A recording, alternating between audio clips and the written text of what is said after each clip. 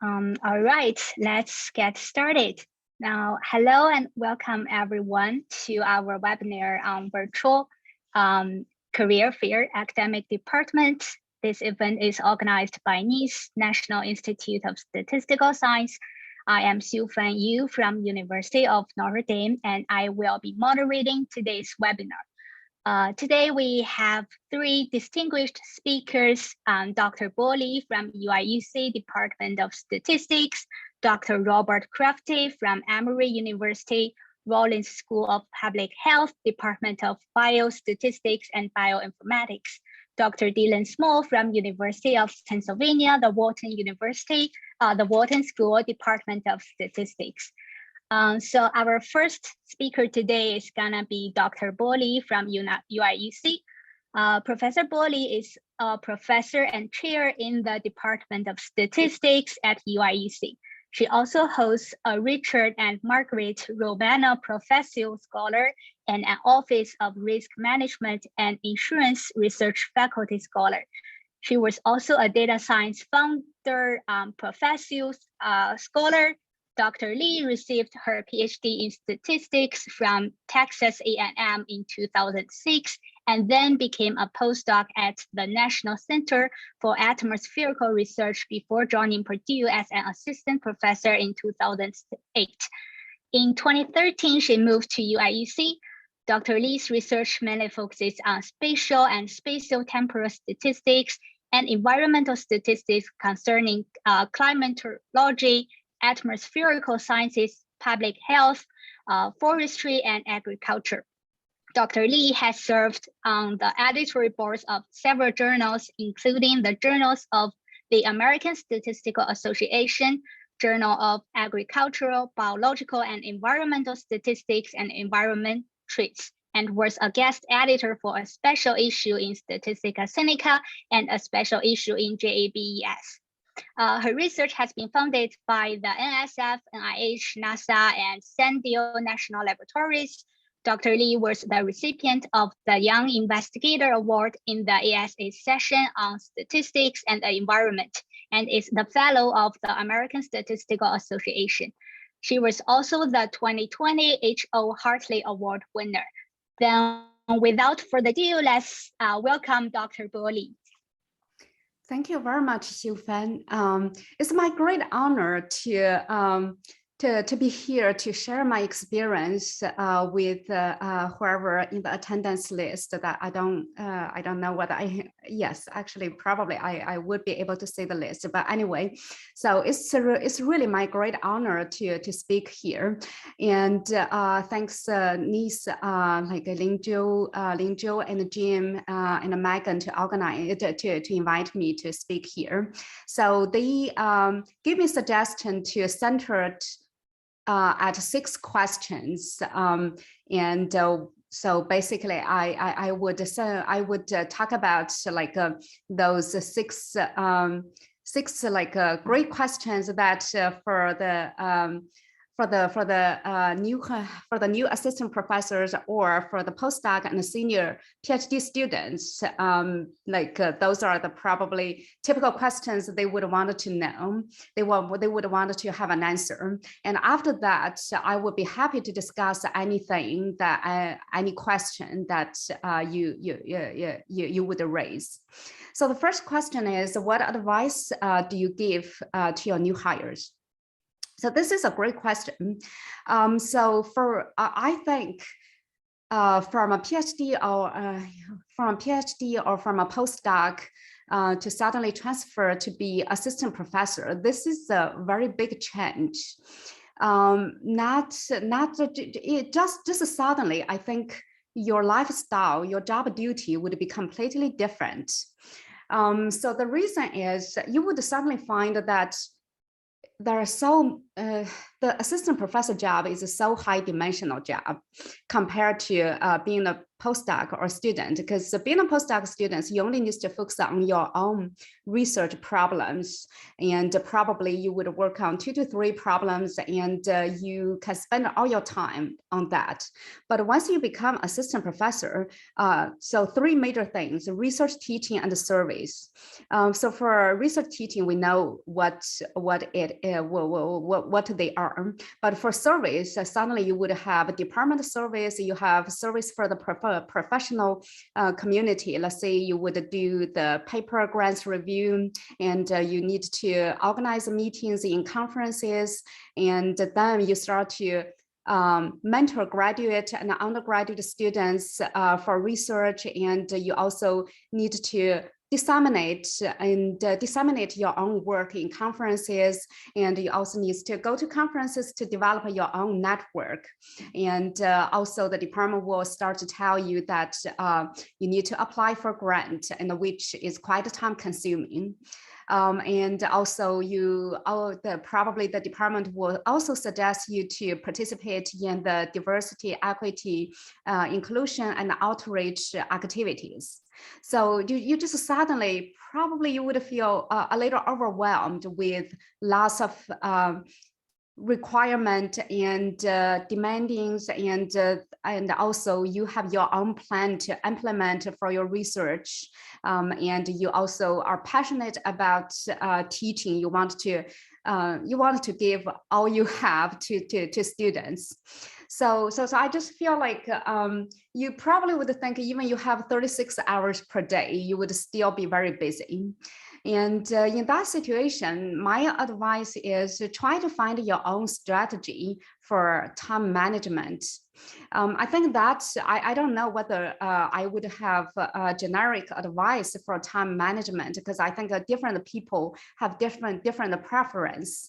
Let's say some people, they like to block certain time during the day just for research, and then they would just forget about emails, forget about other requirements. They only use those 2 hours are only designated for research.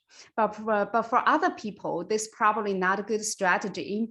Like for me, I kind of like deal with things based on like how urgent it is and how easy it is to deal with.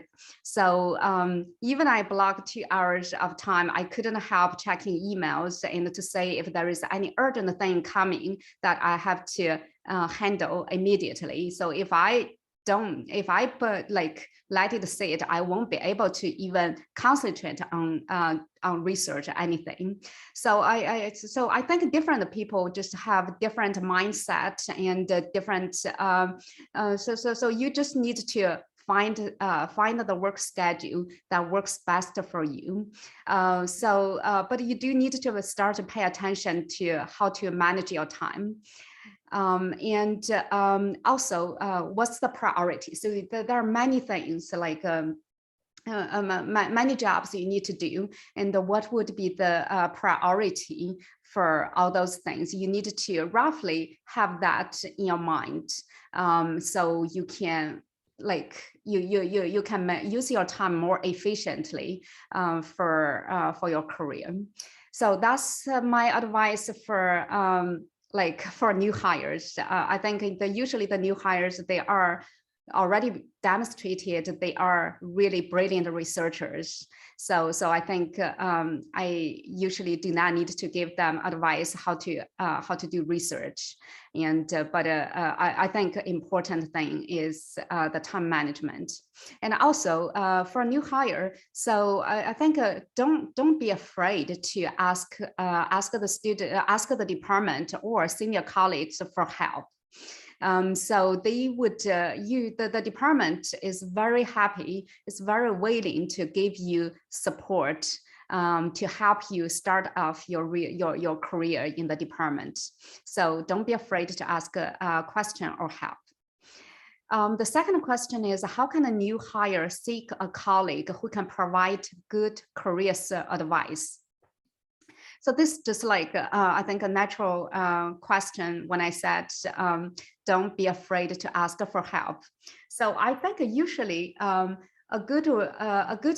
usually you would try to talk to a senior colleague that work in the similar area as you do for help, because for advice, because those people would know some opportunities that very relevant to your work and relevant to your career. But I don't think it has to be limited to those senior people that work in the similar area as you.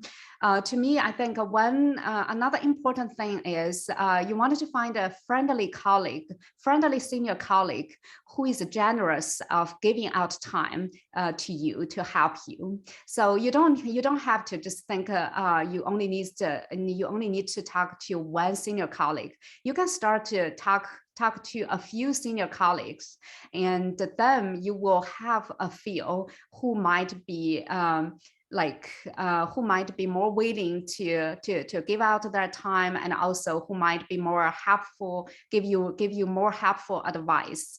And also, if you find several colleagues are like you find enjoy talking to all of them, and then just go ahead to do that, because everybody has different perspective, and all of them may give you a more complete picture of what you need. So I think just be open-minded and start to talk to a few colleagues and say which one you feel you get the most help. And third question is, what should the priorities for new hires be? Getting those publications sent out, perfecting your teaching, accepting surveys and committee assignments. So I would say this is a case by case. But in general, I don't think you need to spend so much time on surveys. Usually a department would only give a very light departmental service load to assistant professor, because they wanted to protect their time. So the new assistant professors who would have more time to develop their own research agenda and prepare for teaching courses. So you would be assigned to some committees, but usually they won't put you as a committee chair, which means those committee work usually will not take you much time. So I wouldn't worry about you would just need to spend a lot of time on service work. And in terms of balancing research and teaching, I think that's really just like case by case again, because I found some young assistant professors, they are very strong in research. But could suffer from teaching a little bit, or I would put that way, maybe teaching becomes the main obstacle in their tenure process. So in that case, I think you do need to spend considerable amount of effort to improve your teaching. And again, try to ask the department what support they can give. Usually every school would have some divisions that can help, some divisions, some staff members that particularly trained to help assistant professors to improve their teaching. So try to ask help, and at least you need to make an effort on those things. So when your case moved to college and campus level, and they would say that, oh, this person actually realized this problem and is trying to make an effort and spend time to improve teaching. So that would at least make them feel you are you do pay lots of attention and you are serious about teaching.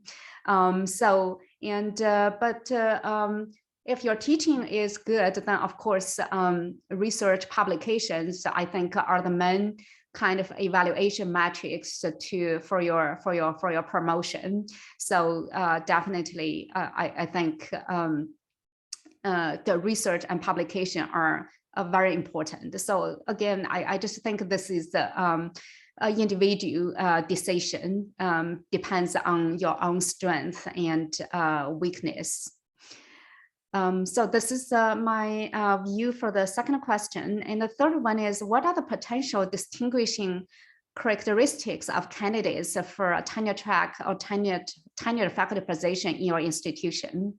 So I think this probably everyone would have kind of like a standard answer. Of course, outstanding research and teaching, and excellent department citizen. This probably would be the ideal faculty members in a department. Here, I wanted to emphasize a little bit about being a department citizen, because I think research teaching, everyone knows those are important and we need to pay attention to that. But for a good department citizen, I think this is also an important thing. Recently, Nature highlighted a recent study that showed how many North American universities often consider collegiality when making decisions about promotions. So even the collegiality probably is not written in any formal promotion documents, but it is something that will be considered when the department is making decision about your promotion. So, and how to be a good department citizen, I think, of course, the basic thing is try to do a good job for the committee, for your assigned committee work. So that's, I think, the important, but this is the most basic things. And another additional things that to make you a popular department faculty member is try to participate in the department activities, like try to attend the department events. Maybe the department organize workshops, and also some like some activities for students, and also social events for faculty members. Try to attend those. That wouldn't take you much time, and also you wouldn't want to spend 24 hours on research all the time. So try to attend those, and also like meet the seminar speakers and the visitors to the department. I found usually for let's say for moderate to large department, yeah, and often kind of like the attendance for like to meet the seminar speakers and the visitors tend to be low. And so I think those are actually important for a department to keep inviting seminar speakers and visitors and having faculty engaged in those conversations. So I think assistant professors, I think it's good to meet those visitors, and on the one hand, and you expand your network, and on the other hand, you have the department to kind of like to make the visitors feel very well welcomed. And the fourth question is, what advice would you give to potential job candidates this coming year? So first, I wish you would have as a good year as last year. Last year, there were so many positions. I hope this year you would have the same situation. So my advice is try to prepare your application package early, because I think some department would have their deadline maybe as early as October 15th. And there is a lot of work to prepare the application package. So try to start early. I heard in the past, I always heard some cases that they didn't apply for this department because they missed the deadline. So I think every department, if you are interested, that you shouldn't miss their deadline. So try to prepare early.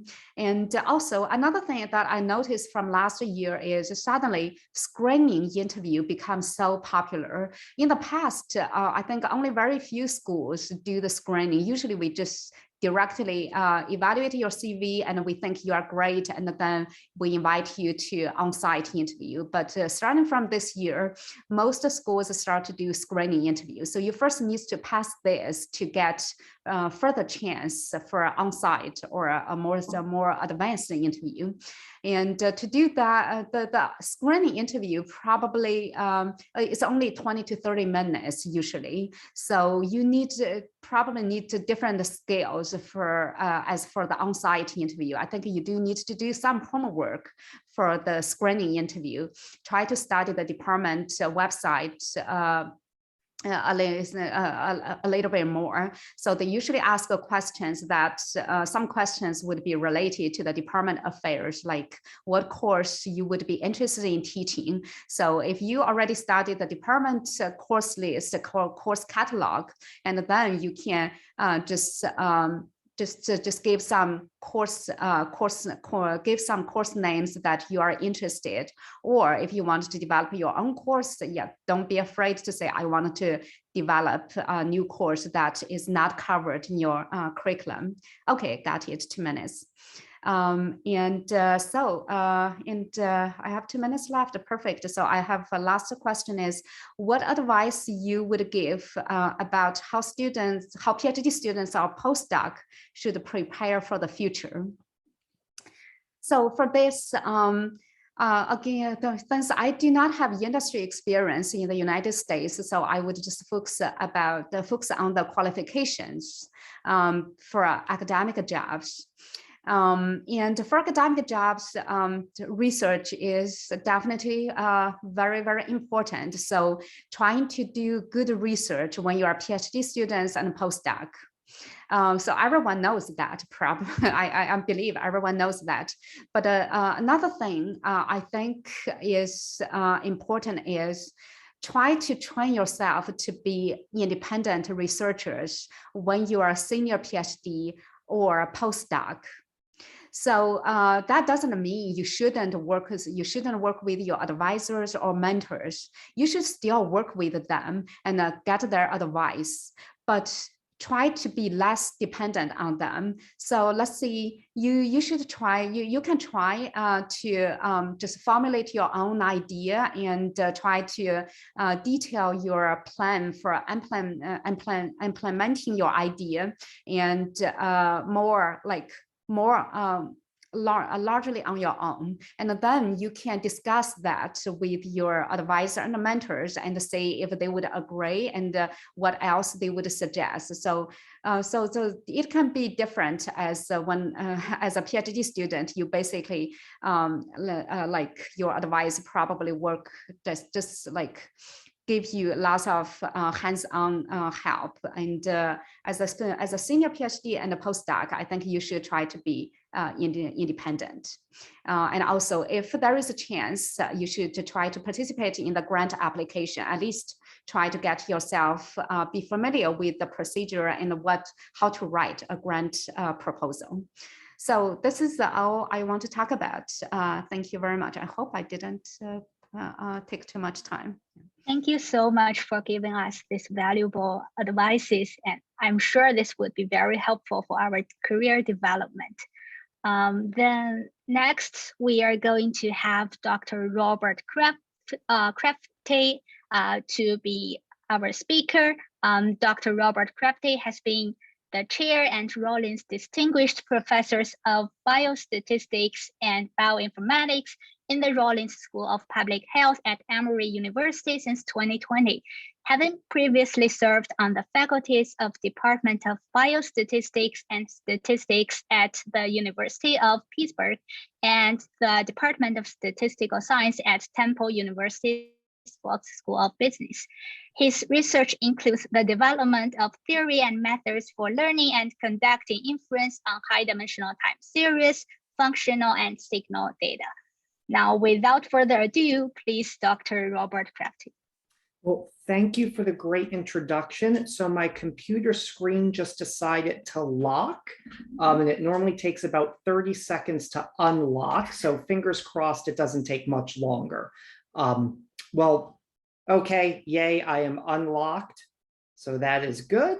Am I sharing my screen?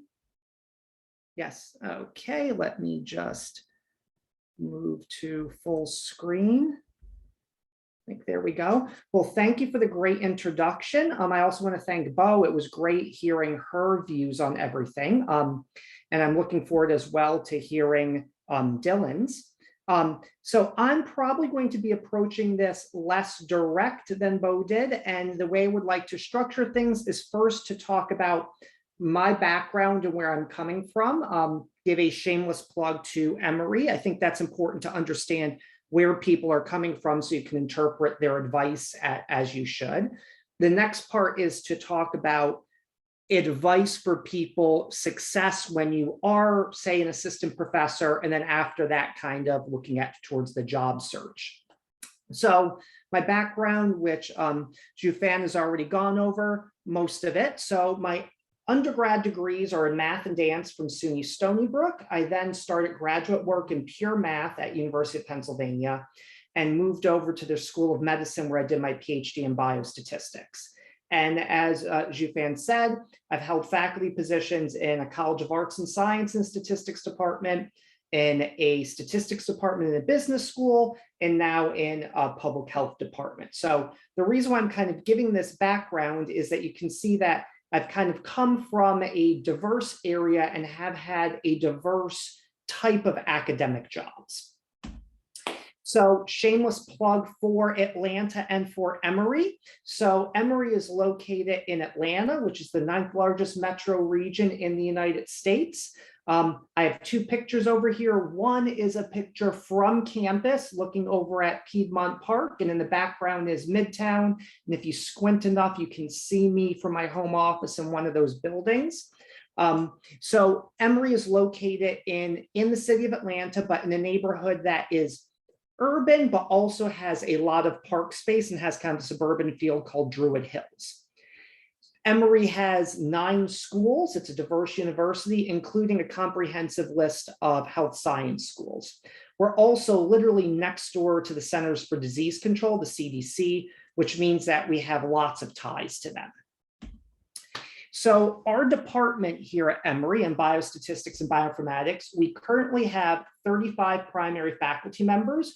We have 2 others who are outstanding rock stars who will be joining us this summer. We have 2 tracks of faculty at Emory and in the Rollins School of Public Health. The first are tenured and tenure track faculty. And within our department, we have 13 tenured associate or full professors and currently 5 tenure track assistant professors. Although I fully anticipate that within the next 10 months, 3 of those 5 will be tenured, and that we will also be having a search coming up for 2 new tenure track assistant professors. We also have faculty who are within the CRT or clinical and research track. This is what many universities will refer to as non-tenure track faculty. At Emory, we don't like to use the word non, so we refer to them as CRT. We currently have 17 outstanding CRT faculty, and their titles can range from combinations of prefixes of research teaching or of practice, as well as at any of the 3 levels of assistant, associate, or full. We also have 14 secondary faculty. So secondary and adjunct faculty tend to be faculty who are statisticians, but have a primary appointment somewhere else at the university. So for instance, we have about 4 faculty who are within the Department of Human Genetics in the School of Medicine. They have PhDs in statistics or biostatistics. Their primary appointments are there, but they do a lot of work and interact with our department. So they have secondary appointments. So we also have active graduate programs. We have a PhD program that enrolls about 8 students a year. I'm happy to say that we have very diverse student outcomes across faculty positions, postdoc, government, and industry. We have 2 master's programs with get about 50 to 60 students per year combined. And we should note that there are many places, such as at Rollins and biostatistics, in which we only teach graduate students. So there are some departments of biostatistics that also have some undergraduate teaching. We are one of those that you would only be teaching graduate students. And these are either graduate students in biostatistics and bioinformatics, or also service courses for the broader university. Now, one caveat that I want us to think about is that whenever you're given advice or perspectives, is to really think about, where is this advice and perspective coming from? So Dr. Lee, Dr. Small, and myself, we're all statisticians in big R1 institutions with very active PhD programs. And that really is only one type of academic institution and environment where statisticians, biostatisticians, data scientists can work.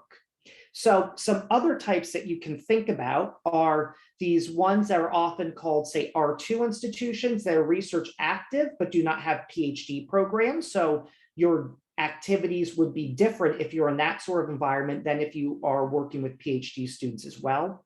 There are also liberal arts colleges, which tend to then have a higher emphasis on teaching and undergraduate mentoring. You can also be a statistics or biostatistics faculty member in a non-dedicated statistics, biostats, or math department. So for instance, I mentioned some of my colleagues who are in human genetics in the School of Medicine. Also, a lot of business schools have statisticians who are, say, in the Department of Management. So just want to make sure that we realize and we're taking the advice that's given from the perspective where it's coming from. And there are also broader options. So one thing to think about is that my department at Emory is a soft money department. So both Dr. Lee's department at Illinois and Dr. Small's at UPenn are hard money departments. So the difference between these two are hard money departments. Traditionally, you have a certain teaching load. You have to also, which will pay your salary for, say, 9 months. You also have to do additional activities and do your research, but you have a set teaching load, which will kind of cover your salary for 9 months. You also have to get grants or do other activities to cover your summer months, or you can get grants to buy out your teaching, but it's kind of this hard money scenario. In soft money environments, such that where I am, is that, which is very common among biostats departments, is that faculty time and responsibilities are quantified through your percent effort. So you really kind of think about, and as part of your actual job, think about how much percent of your time are you dedicating to certain activities. So this often typically results in more of your formal effort being dedicated to research, both kind of collaborative as well as methodological.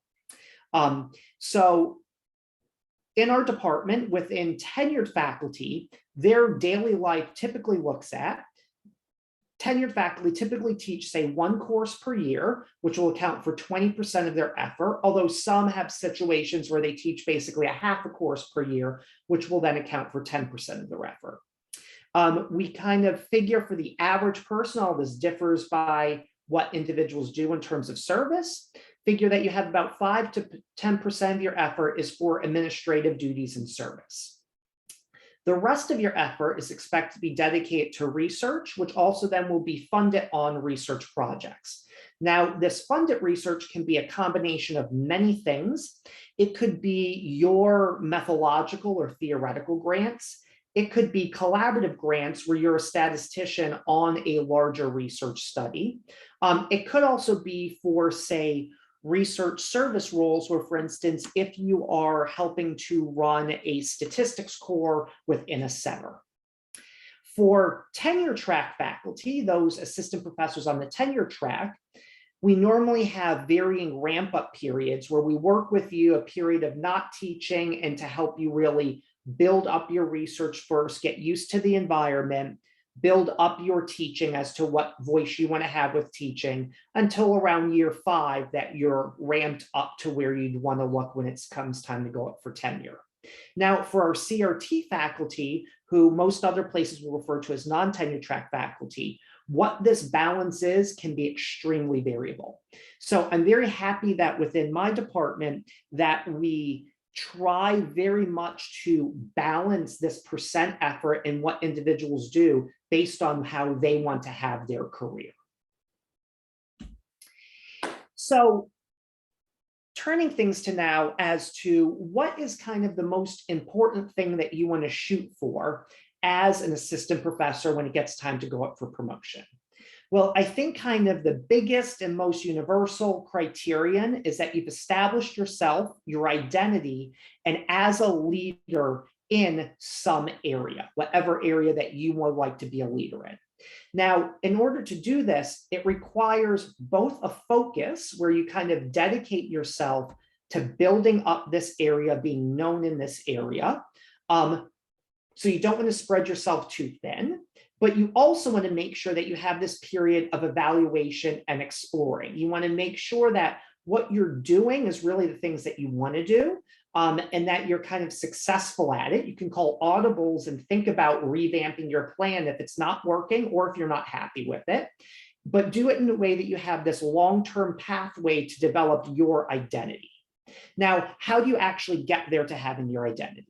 Well, publications and grant funding are probably the biggest / most obvious. So I'm happy that Dr. Lee discussed this, that you don't want to completely cut off your advisors and mentors. But at the end of the day, let's say by year 5, when you're getting ready to go up for promotion, you want to make sure that you're viewed as a leader in the field. This means that you want to have things where grants and publications where you are the most senior individual. Again, you don't want to cut off your advisors completely. You want to talk to them throughout this process and get their mentorship. But in terms of your publications and grants, you want to think about your moving to a pathway of independence where you're the leader. This also means how do you get there, teaching and mentoring that is in your area. And you also want to be a visible part of the community in what area you're in. So Dr. Lee kind of mentioned this, and also in terms of this congeniality within the department and school, but this also is a little bit more broadly in terms of the field. So when you go up for promotion, you're going to have to receive your department chair or whoever at your university does this will solicit letters from others in the field to evaluate your body of work. And part of that is also what have you contributed to the broader field. Now, one caveat here is you want to balance this, you being focused on developing yourself, your identity, but also doing things that are given into the broader mission. So ideally, you should be in a place and in a position where your identity is part of the broader mission. So for instance, if you're at an institution where undergraduate teaching is very important, and that for promotion, you will have to demonstrate that you've done a good job, say teaching stats 101 at some point in time, well, you want to make sure that that's kind of part of your identity, that you are actually interested in doing that. Now, is every single thing that we do for our jobs, do we absolutely love? No, right? There are certain aspects of everyone's jobs at every stage of their life that I love 99% of it. And there's this one part that I feel like I need to do in order to complete my job, but it might not be my absolute passion, that one part. So what can you use to help get there and have your own identity and be established as a leader? So one thing I encourage people to do is have open conversations with your chair, right? So at the time of promotion, your chair will always play an important role. And although there are some general rules and expectations in the field, things really there are differences for every department and every job. So make sure that you have an open conversation with your chair about expectations. Also have open conversations about things you're happy with, you're proud of, and things you might be struggling on. You should also really think about establishing and using a mentoring network. Now, many places have formal mentoring for junior faculty. I'm happy that our department, I think, has a fairly strong and robust mentoring network. When I was a junior faculty member, there was no formal mentoring. I was fortunate enough that I could create my own. I had a very wonderful and active advisor who continued to mentor me throughout and introduce me to other people. So even if you do have a strong mentoring group in your department or school, you can always build upon that. So who are some people you might want to include in this network? Well, and this is actually kind of a framework that I'm using for our mentoring teams for our junior faculty. The first are senior people within your department. So Congenial people who are very interested in the success of junior faculty, are interested in giving their time, can give great advice, have been there, done that within your department. Senior people outside of your department. We can get a little myopic with our everyday tasks, and we're in this kind of one environment, but there is a very broad and deep amount of things out there, and getting an outside perspective could help. It could help not only to give you advice as to pathways to go, it could also help shine on if there's something that you're actually not liking within your department environment, to talk on someone outside of that. The next, which I don't think is thought about a lot, but I think is important, is also put a mid-level person, so either a recent associate professor or a very senior assistant professor that you can talk to. Now, the reason why I think this is important is that we live in a much different world than when I was an assistant professor. So when I was coming out of graduate school and applying for jobs, I had one first author methods paper that was an invited minor revision and 2 collaborative papers as an applied statistician. I had 8 on-site interviews and 6 job offers. That's not going to be this current environment. And so talking to someone who is more senior, but has been through the environment that you're going to go through can really help. And lastly is build a support network of people at your level, right? We're not going through this alone, and it will help to just have a support network, both to bounce things off scientifically, but also to kvetch and have a social network. Now, how are ways that you can establish all of these? Well, I encourage you to talk to your chair, talk to people in your department, talk to your past mentors. Also get involved in professional societies and organizations, go to conferences, go to the mixers and talk to people. Another great way is, for instance, the New Researchers Workshop, which is put on the days right before JSM every year, is a great way to meet people. Now, let's say that you're looking for a position. So you're getting ready to look for a job, either that you're getting ready to graduate, your postdoc is ending, or you're in a position and feel like you might want to look around. So what are some things that you should kind of really think about? Well, one is think about what you want, what you need, as well as what you do not want.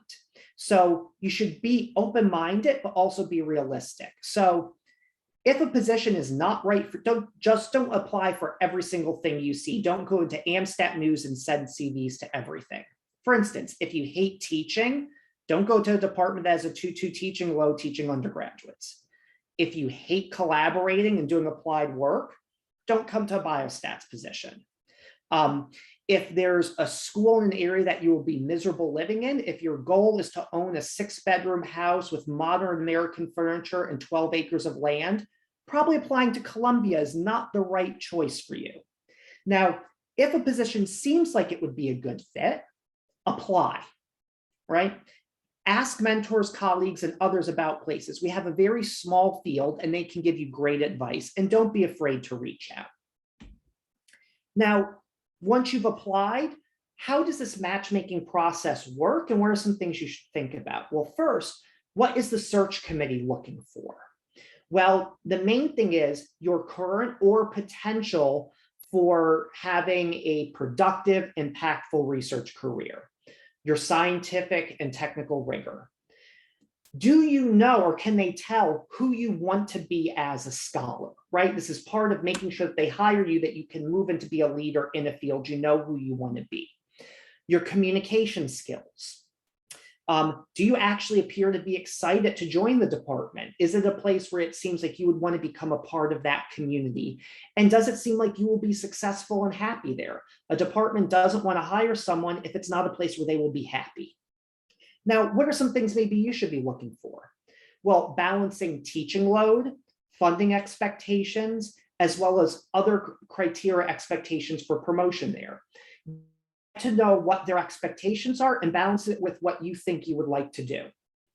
And then look at the resources. Will they give you the resources that you will need to be successful? And most importantly, do you see yourself being happy there?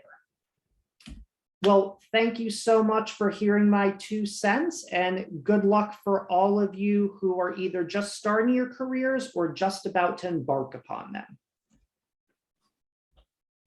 Well, thank you so much for introducing the information about your department, and thank you so much for sharing this insight for suggestions for our potential job seekers and our new faculties. Next, we are going to have Dr. Dylan Small to present his suggestions on these topics.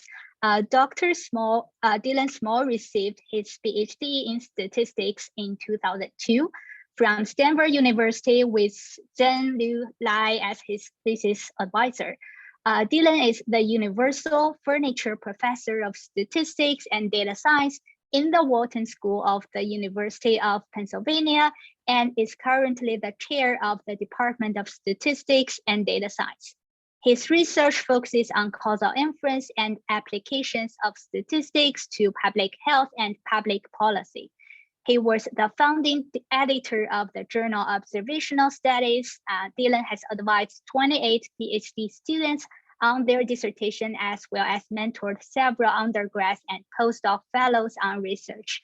Without further ado, please, Dr. Dylan Small.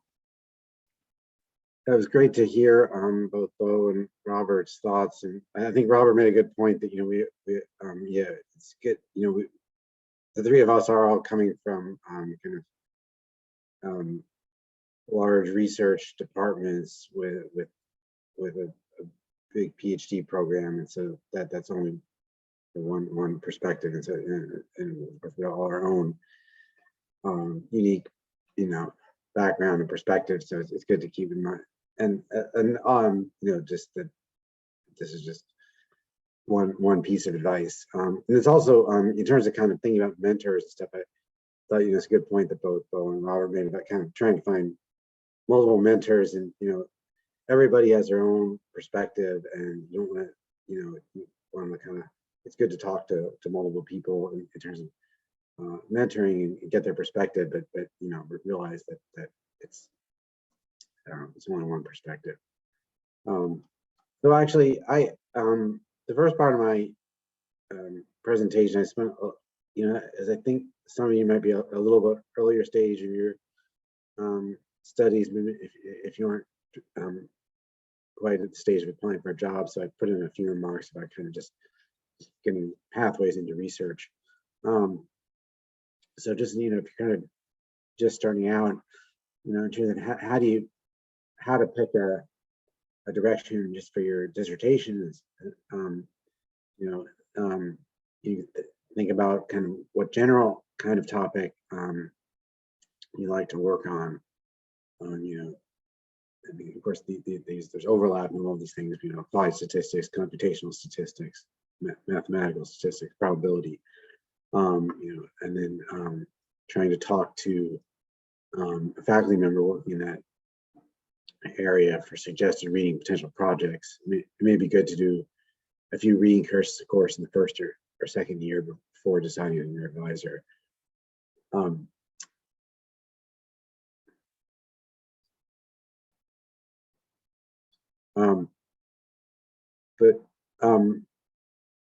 Well, one of the last bullet point here is your dissertation topic doesn't have to be what you spend the rest of your career on. So I wouldn't try to focus on this isn't exactly what I want to do. I think it's more important. It's a way to get started, get experience in research, and it's important to find an advisor you feel comfortable working with. That's probably that's very important, and you just kind of look at it in some sense as an apprenticeship, and just you don't have to find the exact topic you want to work on for the rest of your life. You're just getting a start and working with somebody who you like working with is very important. And some of these other bullet points are that and of course it's easy for me to probably say having kind of been fortunate to establish myself and not but I would say work on what you enjoy most, and you know, there's a lot of important problems out there. Any contribution is valuable, and so I would try not to worry too much about what's a hot or a cold topic. I mean, my own case, I was actually, I work in causal inference, and I mean, when I was doing my PhD, I don't think it was a hot topic. It's sort of become a hot topic recently, but it's hard to break these things. And anyway, I always tell students is, you know, what you should try to find things you enjoy, because I mean, it's kind of the big benefit to me of an academic career is you get to work on what you want. You don't have to work on what a company wants you to work on. But you know, so why not? There's other advantages to working in a company. So if you know, if you're going to choose an academic career, why not to try to take advantage of what's good about it and work on what you enjoy.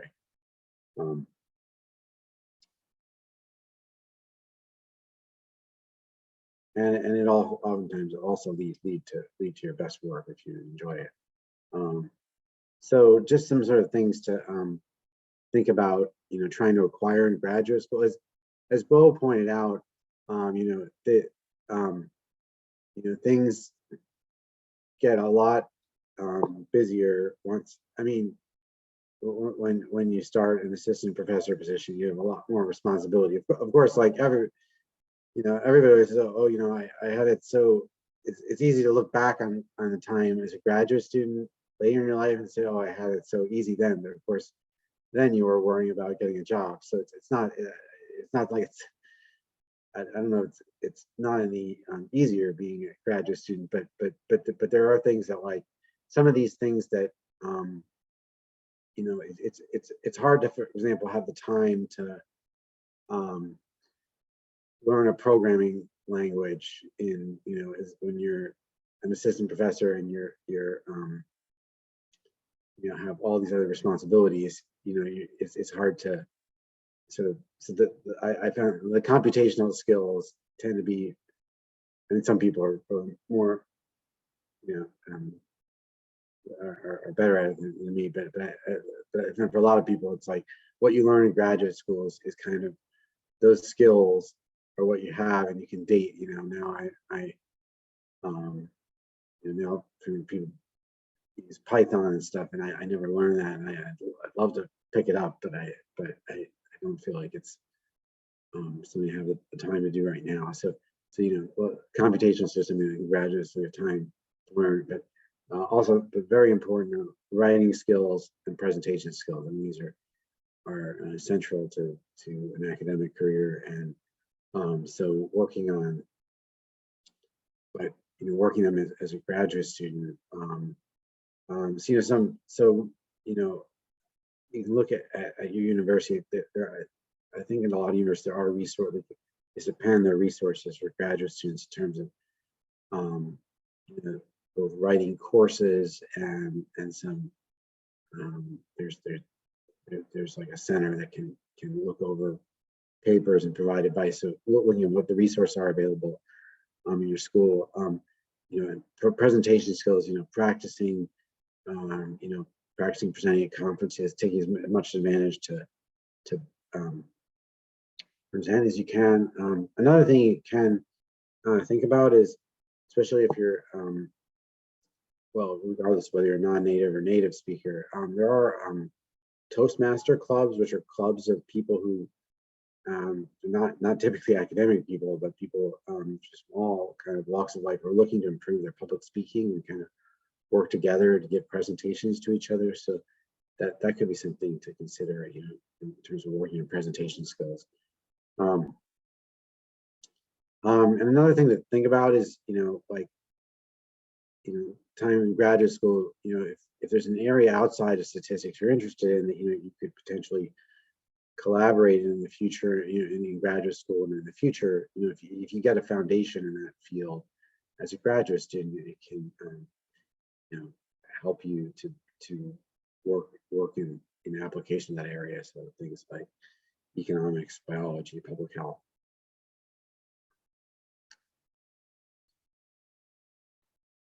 This is just, if you've ever seen the comic PhD, this is like life as a PhD student. It's just got kind of the ups and downs of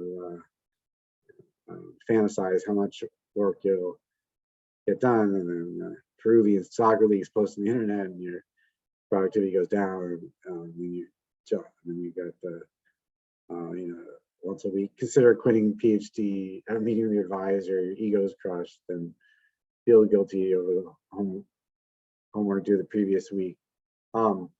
So I think most of us have experienced this as a PhD student.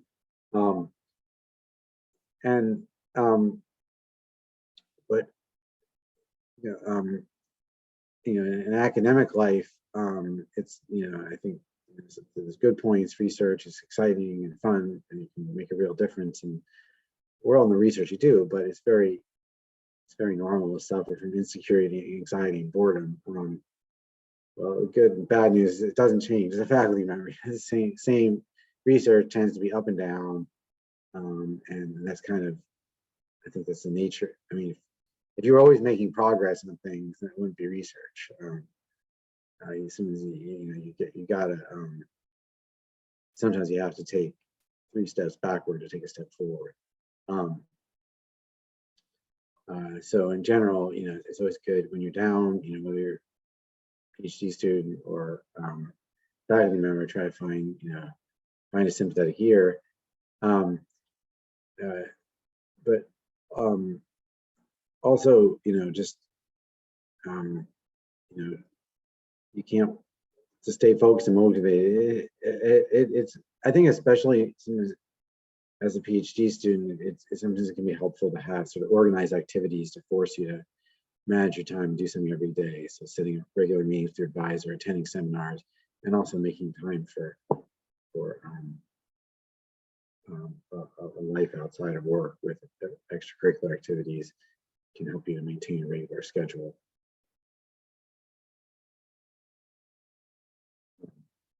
So in terms of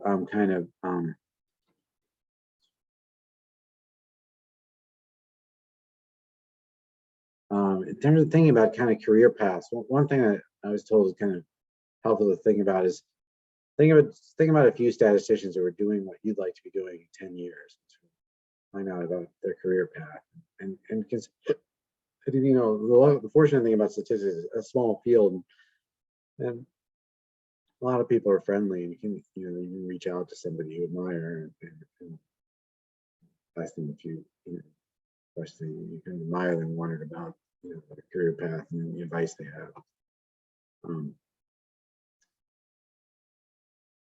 So in terms of thinking about getting the job, so I've got two more slides. One, sort of getting the job, and what do you do after you get the job? So so one thing, so yeah, I mean, as Robert was saying, things have changed for better or for worse. When I think probably when all Robert, but when I were on the job market, there was the expectations in terms of papers was much less.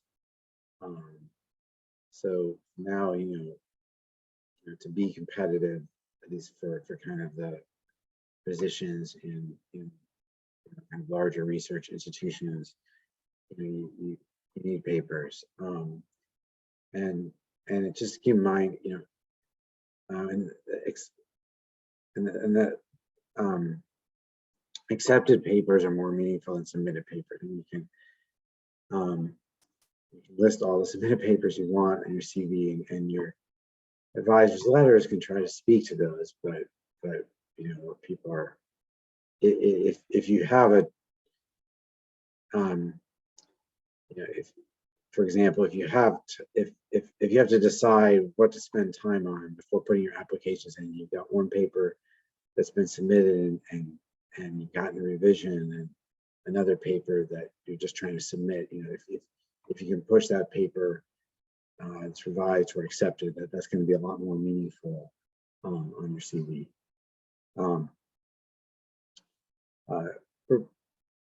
So the job talk is is quite important, and preparing a good job doc takes time. So, you know, what I would do is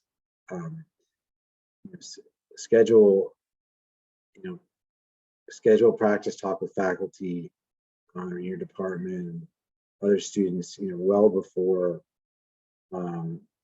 You really don't. It's tough to do because you worry, are you going to get an interview or not? But you really don't want to wait until you get an interview to start preparing the talk. To prepare a good talk, you really need to start much earlier. And so you schedule a practice talk, get feedback, and that gives you time to refine your talk. And see if there's resources available, like at your university, like if there's a communications program, whether sometimes there's communications programs that can help you with, and these aren't statisticians, but people who are just, you know, can help PhD students in general with communication for seminars. You know, when you get the interview, look over. So you get a schedule of people you're going to talk to. Just, you don't need to like have some great understanding of the research, but at least just find out what they, you know, what's their general topic, and so that you can just, you know, when you talk to them, you can say, oh, you know, either you maybe, you know, if it's something you actually, you know, understand, have some connection to, you can ask them, you know, a little more detail. Or the worst comes to worst, if you don't know anything about it, you know, I see you work on you know, topic X, and it's not something I really know about, but I'm interested in it. You're trying to show. So I think Robert made a good point. You want to show people that you want to be in that department and you're excited about the job. So one way of doing that is to show them that you actually found out, you know, what they do. To me, it's like when I'm talking to somebody who's a job candidate, if they don't even, you know anything about, like, that I, you know, if they don't even know like what I work on, if they don't even know that I work on causal inference or something, it's not a problem, but it's just, I think, oh, they haven't even taken the time to find out. You know, it's just kind of a sign of respect to just to show people that you found out who they are. And then, you know, just make sure to, you know, after you get home from the interview, just follow up with emails, thank people you spoke to, had meals with. You know, you don't have to say much, and it's more of the kind of thing like, you know, as long as you do it, then it's just, if you don't do it, then people may feel like, oh, that person didn't thank me and other people did. So it's, I want to make sure to do. And then, so after you get the job, so you got the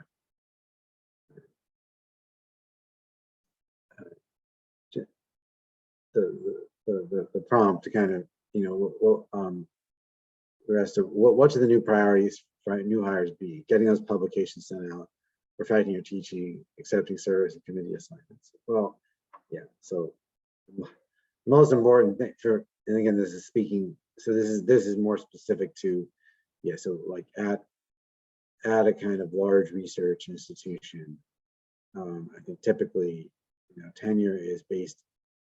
All three of these play a role, but research is typically the most important. So you want, you know, it's and the publication process is slow, so you know, you want to get things sent out. You know, like in terms of teaching, like in general, you know, it's, you know, if you're a great teacher, that's a plus, but at a research institution, that in terms of how you're evaluated for tenure, the gain from being like a you know, a sort of adequate to good teacher versus excellent is not not typically that high. I mean, not typically, if you don't have good research, you know, even if you're an excellent teacher, you're not going to get tenure. So you sort of perfecting your teaching is not, I mean, you want to spend, you don't want teaching, it will be a problem if it can be a problem if your teaching is sort of not good, but sort of if you're spending a huge amount of time in it, that's not the best for trying to get the research record you need to achieve tenure. One thing, so like the first, typically, you'll get a course, the first time you teach a course takes a lot of time. So you shouldn't, so I would say, like, the first year, the first semester you teach, you may spend most of your time teaching, and don't worry about that. That's normal. Well, hopefully, so I think what you want to try to do is work with the chair to try to come up with a teaching schedule. Hopefully you're only doing, a few preps during the time you're an assistant professor. You don't want to be prepping lots of courses.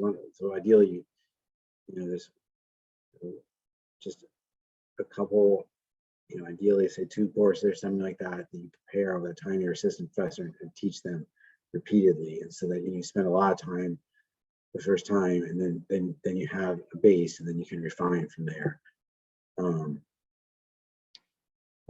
In terms of serving, yeah, I think Bo had some good suggestions. I mean, generally you shouldn't be asked to do a lot of service, but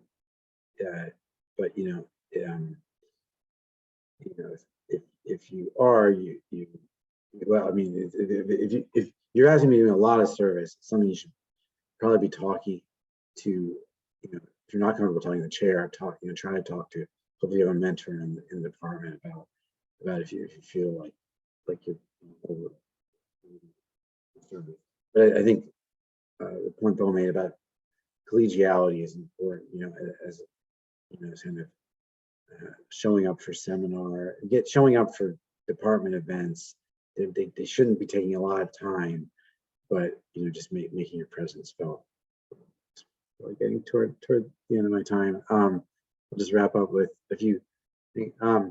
You should, in general, I would say, guys, aim for tenure at a national level. Means, you want to try to be a good collegial, but you don't. But if don't spend, there's personalities in different departments, and you can't control that, and so you don't want to sort of spend all your time worrying about making, a few people in the department happy. You want to, the best advice to kind of, if you establish a good record, and if it doesn't work at the place you're at, other places are going to want you. And then it's really important to establish independence for your PhD postdoc advisors. And basically, once you get your job, the papers you have with your PhD postdoc advisor are, you want to get the ones that, it's important to get the ones you already submitted finished, but new work with them is not really going to count toward your tenure record. Yeah, when you go up for tenure, you're going to have to get a bunch of letters from senior people. So you want to, so one good way to is, consider organizing sessions at conferences where you also give a talk. So that way the people, when they write these letters, they haven't heard, they're not going to spend a lot of time. So if they know you, if they've heard something about your work, it's going to give them a basis. So if you give a talk at a session where they, where you organized and they spoke and they said person about your work, and if you're the, like seminar chair, and invite people in your field to give seminars, that way you get a chance for you to talk to them. I put down kind of working with senior people ? So it's worth considering, like especially if the senior person in the department wants to work within a project, it can be a good way to kind of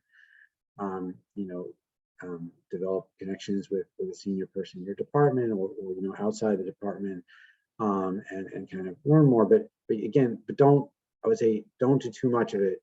Ultimately, the way you establish yourself in the field is on work, like Robert said, in which you are the senior person, whether it's, it doesn't have to be you alone, it can be you as a student, but, and it's good to work with other junior people, but also do keep in mind like if the person is say more, they're junior, but they're more, you know, they're two or 3 years above you, or they're more established, they're going to be the ones who are going to get, if they're more established, they're going to get, you know, regardless of how much you did, they're going to be the ones people are going to kind of identify with the work.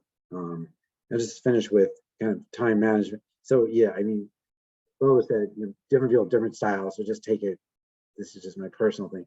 I find I do need blocks of protected time to work on my research. So if I don't make those blocks, then I just won't really be able to get things done. You know, and also I think it's good to try to devote some time to both sort of projects that are moving along toward completion, but also give yourself time just to explore things and not have pressure. So, you know, I'll be raised our own percentage, but I was, you know, some people like 70% sort of focusing on project completion and 30% just kind of giving yourself a chance to just explore things without the pressure that they'll necessarily be in for. Okay, so I'll stop here. Thanks. Okay, thank you, Dr. Small, for this useful tips and insightful comments. And also big thanks to all three of our speakers for their time and for sharing their valuable suggestions with us. I believe these advices are pretty enlightening and it will be very useful for our audience and also for me. Next, we will be opening up the floor for questions. So if you have any questions, please feel free to type them in the Q&A box. This can help us keep track of all the questions. I think I'm gonna start with the questions we have. First question is from Andrea, asking if you can share any tips for early career faculty interested in administrative or leadership role in the long term.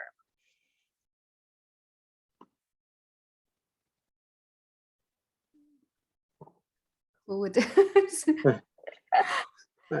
Okay, so maybe I can start. So I think this is a great thing if some junior faculty have that in mind.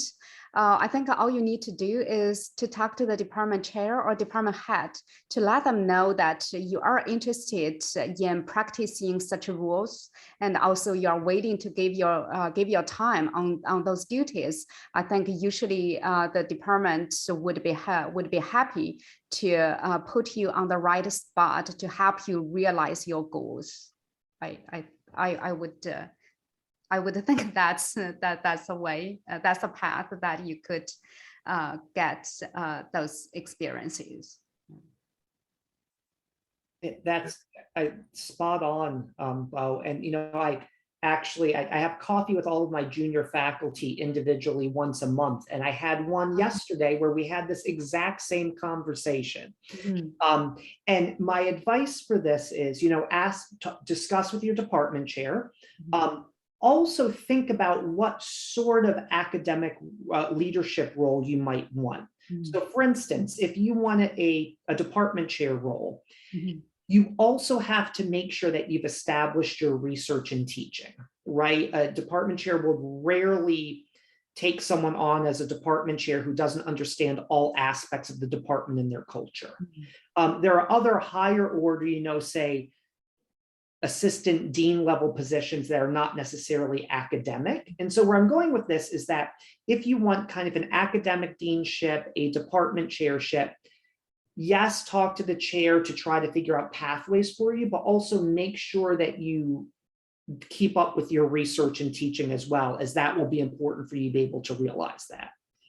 Yeah, great point. I think different administrative leadership roles actually do have different paths. Yes, brilliant. Yeah. Yeah, that is a great point. Yeah, I would say, yeah, I mean, I think, yeah, like, yeah, I mean, for better or for worse, the best way to get into academic leader positions is to establish yourself, you know, in the research and teaching, and then kind of, you know, show your interest in that. I mean, another thing to think about maybe is, you know, if you sort of have an inclination of that, is positions, leadership positions in the professional community, which can, you know, also help you get recognition. You know, so things like with the ASA sections, you know, if you're interested in it, you know, typically sections are looking for people to take on things. So like if you're in, you know, whatever, you know, let's say you're interested in statistics and epidemiology, which I've been involved with, if you contact the whoever's the chair of the section that year and say you're interested, they can oftentimes, you know, they're oftentimes looking for candidates for things, you know, that are appropriate for more junior people, like being the treasurer or something, and you can get involved in that section. Okay, I think thanks for sharing these tips. I think hopefully this answers your question, Andrea. The next question we have is from Eva, asking, as a PhD student who plans to graduate in August 2023 and looking to start working in the fall of 2023, I'd like to know if you have any advice on how to present to the hiring committee the fact that I'll receive my degree close to the starting date.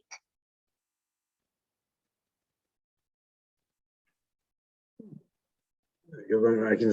I mean, typically that is typically not a problem at all. I mean,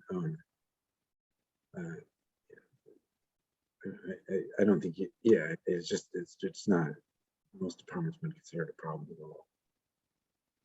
Yeah, go ahead. And you could just put it on your CV, expect it. Tends to be almost expected individuals, even those who say, oh, I'm totally going to defend by May. I'm flipping a coin if you're actually going to defend by May. So you could just put it on your CV, and it is, as Dylan said, extremely common. Yeah, I don't think you need to make an extra effort to explain the timeline. Every research committee understands that. Yeah. Great.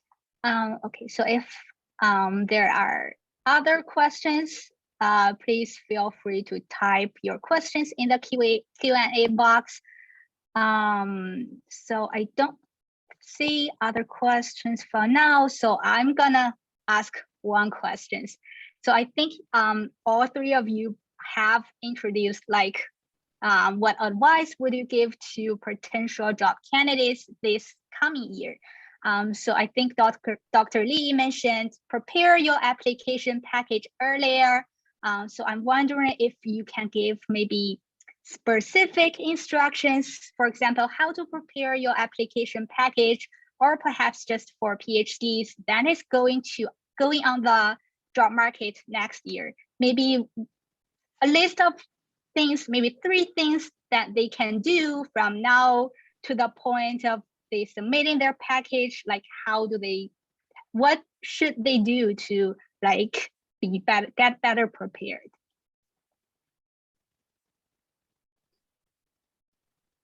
Yeah, that's, I think one thing that Dylan mentioned was very, I think, interesting, but it is important is accepted papers are to weigh a lot more than submitted papers. So if at this time you have some revision to do, or if a revision has been done, and then either try to speed up your revision, or maybe just write to the editor and tell the editor that you are looking for a job, and if they can make it, if it's possible for them to make a decision quickly before your application, and then that will help you the most. I think usually the editor will have sympathy, will understand the situation, and if they can make a decision to accept your paper, they would, and that would help your CV look much better. So I think every department receives like lots of applications, and so probably they cannot spend a lot of time read everything on your package, but just think about the most like they will first look at your CV and what's your publications, what's your areas, and like those things. So publication, especially accepted publication, I think those are most eyeball catching thing probably. And then I think a research statement, and people also like to read, at least quickly give a skim through and see if you have any long-term research agenda in your mind. And I think that's you should don't prepare for too long, because people won't have time to read a very long research statement. Different people might have different opinion. I would think like 2 to 3 pages with some interesting fancy picture to illustrate some of your research project would be helpful, rather than just a text in the statement. So those are the things that I think Robert and Dylan would have lots of great things to add.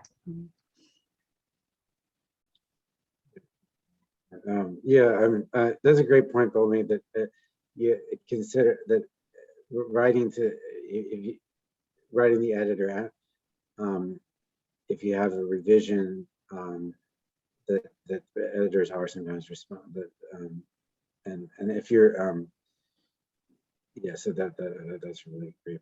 But also, the sooner you can get it, it's a lot easier to write the editor when it's been in with the journal for a few months. But if you're asking them to make a decision in a few weeks, then they're probably not going to be very comfortable. I mean, it's worth a shot, but just, I mean, anyway, it's always worth a shot, because it's possible if it's if it's just a minor revision or something. But also in terms of the I would with a research statement, I wouldn't spend as Bo said, I don't think you want to have a real long thing, or definitely if it's kind of something eye-catching, but I wouldn't it's much more important to get papers done, so I wouldn't spend some huge amount of time on it, but it is good to show, to not have it just be a regurgitation of what's in your dissertation, but to show something about that you have some direction, even if there are things it doesn't have to be something totally, it could be stuff that you've started on that you haven't already submitted as papers, but something to show that you have a direction, that you have ideas you're working on. Yeah, I mean, both, this is great advice. Number one, get your papers out, because the CV just looking, have you produce these? With regards to the personal statement, I very much, all the committees I served on, we really look at, do you know who you are, or who you want to be as an academic, right? You can almost think of it as like an elevator speech, that I can read this over and get an idea for what you've done and what you want to do. Not too long, but a way it's written that it's very clear that you kind of envision who you want to be, so that if you came on to our department, we know in 5 years you're going to be a leader in some area, because you've already given a lot of thought. Now, another thing when it comes time to maybe not like the year before you're putting it together, but when you're putting together your applications, I personally find cover letters that are somewhat personalized, like maybe reserve a paragraph or two that you personalize for the job you're applying to. Each department looks for different things, and we receive hundreds of applications for open positions, and lots of people are very, very good. If someone has kind of told us why they would be excited or be a good fit and succeed in ours particularly, that might rise a little bit to the top. Great. Okay, we still have a few minutes, so maybe next question is, we all know that publication matters. It is very important in terms of job applications and tenure package. Then what about maybe the quality and quantity of publications? So ideally, of course, we want both to be large, but maybe at some certain point, we have to maybe consider to balance the quantity and quality. So I'm wondering if you can share some comments on this.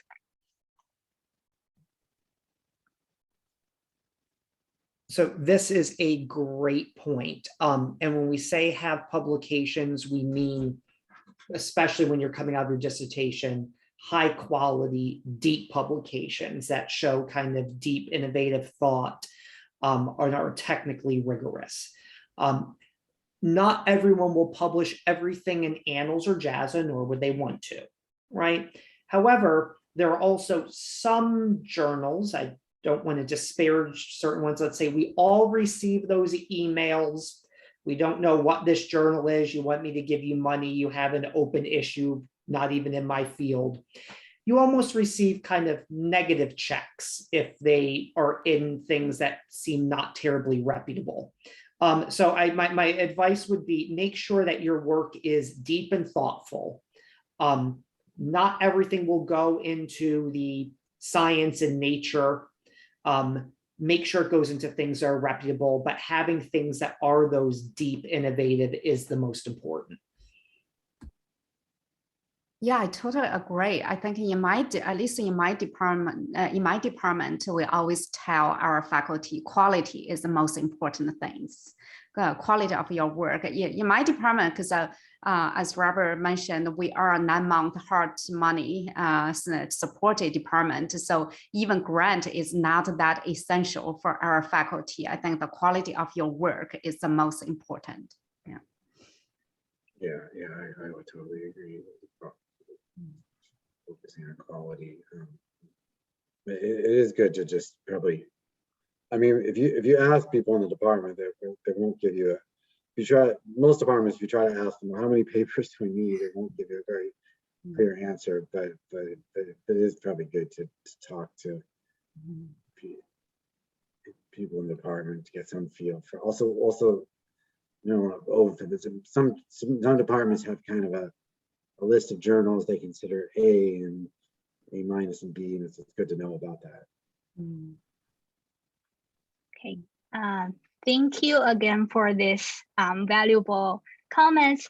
And we are at 1:30. So even though I don't want this to be end, I don't want to taking up your extra time. So I want to thank you again for your time and for sharing these suggestions and advices with us. So I think we are gonna wrap up our meetings here. And also thank again for everyone for attending this webinar. Hope everyone have a good afternoon. Thank you very much, Xiufen. You did a great job. Fantastic. Thank you. Yeah, I agree. And thank you, Nis, for continuing to put on important things that help our field. Yeah, those are great things that needs always be very supportive to the field.